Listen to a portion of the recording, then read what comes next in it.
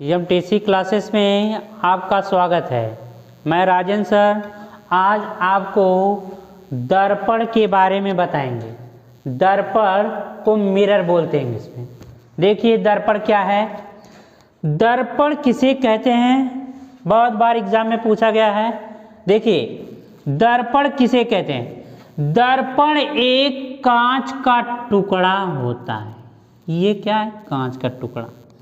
दर्पण एक कांच का टुकड़ा होता है जिसके एक भाग पर क्या है, कलई कर देते, कलई या पॉलिश लगा देते। दर्पण एक कांच का टुकड़ा होता है जिसके एक भाग पर कलई कर देते हैं तथा दूसरे भाग को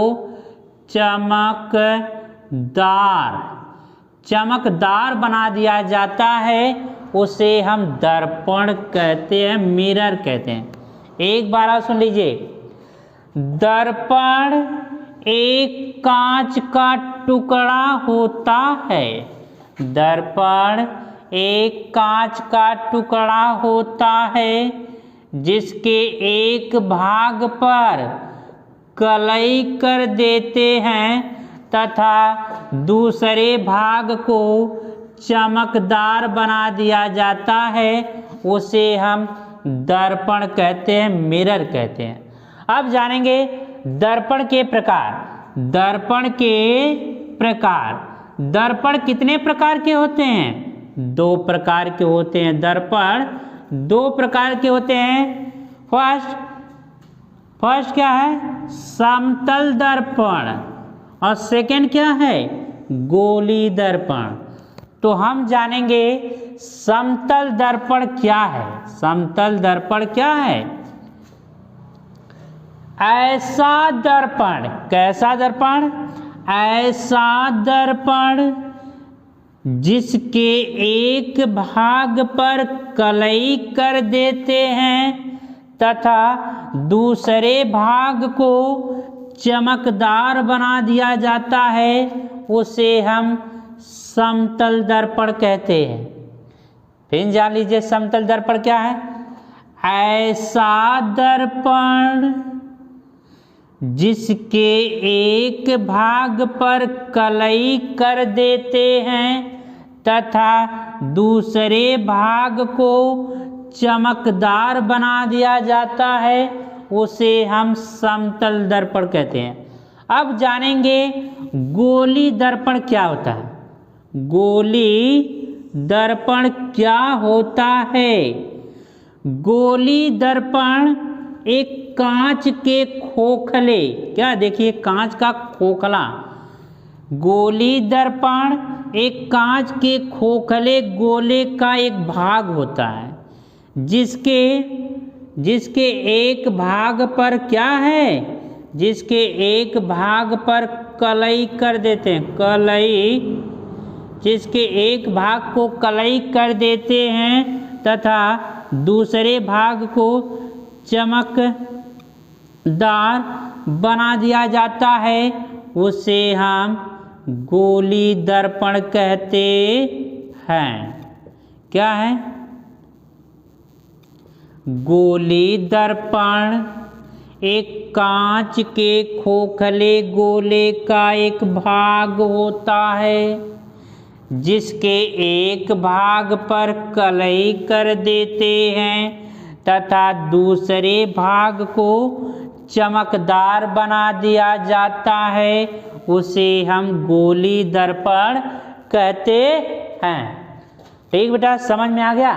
एक बार हम फिर से रिपीट कर रहे हैं, दर्पण क्या होता है, मिरर। दर्पण एक कांच का टुकड़ा होता है जिसके एक भाग पर कलई कर देते हैं तथा दूसरे भाग को चमकदार बना दिया जाता है। उसे हम दर्पण कहते हैं। अब दर्पण के प्रकार, क्या, दर्पण के प्रकार, दर्पण कितने प्रकार के होते हैं, दो प्रकार के। फर्स्ट क्या है, समतल दर्पण। अब जानेंगे समतल दर्पण क्या है। फिर से सुनिए, दर्पण कितने प्रकार के होते हैं? 2 प्रकार के। फर्स्ट क्या है? समतल दर्पण। अब जानेंगे दर्पण क्या है। दर्पण, समतल दर्पण किसे कहते? ऐसा दर्पण जिसके एक भाग पर कलई कर देते हैं, एक भाग पर क्या कलई कर देते हैं तथा दूसरे भाग को चमकदार बना दिया जाता है, उसे हम समतल दर्पण कहते हैं। अब हम जानेंगे दूसरा पार्ट, गोली दर्पण। गोली दर्पण किसे कहते हैं? गोली दर्पण एक कांच के खोखले गोले का एक भाग होता है जिसके एक भाग पर कलई कर देते हैं, जिसके एक भाग पर कलई कर देते हैं तथा दूसरे भाग को चमकदार बना दिया जाता है, उसे हम गोली दर्पण कहते हैं। अब जानेंगे समतल दर्पण के गुण। क्या? समतल दर्पण के गुण देखिए क्या। समतल दर्पण के गुण। समतल दर्पण के गुण क्या है? बहुत बार एग्जाम में पूछा गया है। देखिए क्या गुण है। फर्स्ट गुण क्या है? समतल दर्पण द्वारा वस्तु का प्रतिबिंब सदैव, समतल दर्पण द्वारा वस्तु का प्रतिबिंब सदैव सीधा सीधा तथा आभासी बनता है, सीधा तथा आभासी बनता है। सेकेंड गुण क्या है?